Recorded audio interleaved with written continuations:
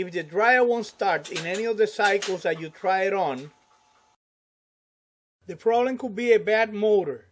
Let me show you how to check the motor with a test cord. Disconnect the dryer from the wall outlet. Remove the terminal block cover, the back panel, and the controls back panel. You need to make a test cord like this. To make one, get an old cord, strip the two ends, apply solder to the ends, flatten the ends with a hammer until they fit the female quick disconnect terminals like this. Go behind the dryer and find the blue and white wires coming from the motor. The blue wire should connect to one of the terminals on the thermal fuse, and the white wire should connect to one of the terminals on the timer. Disconnect the white wire from the timer. Connect one of the legs of the test cord to the white wire. Make sure you have a good connection and use electrical tape to insulate the connection. Disconnect the blue wire from the thermal fuse that goes to the motor. It has to be the blue wire that goes to the motor, otherwise this won't work.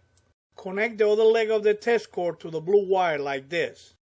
You need to make sure that you have a good connection. Then you could use electrical tape to insulate the connection. You could tape the wires to the cabinet to keep them out of the way. With the test cord connected to the right wires, let's check it out and see if the motor runs or not. Connect the test cord to the wall outlet. If the motor starts and runs with no problem, then the motor is okay. If the motor has a hard time starting or it doesn't start at all, then the motor is bad and you need to replace it. To see if the motor overheats or not, let the dryer run for about 1 hour. After 1 hour of running, disconnect the dryer and let it rest for about 10 seconds. Go ahead and plug it in again. If the motor starts and runs okay, then the motor is good. If the motor has a hard time starting or it won't start at all, the motor is bad and has to be replaced. Disconnect the test cord from the wall outlet. That was a way to check the motor with a test cord without having to take it out of the machine. If the motor is bad, check the video on how to replace the motor.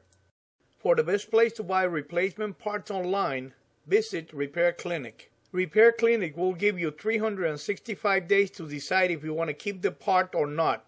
If you don't want to keep it, you could return it for a full refund or for a replacement of the part. You could check for the links to Repair Clinic on my website.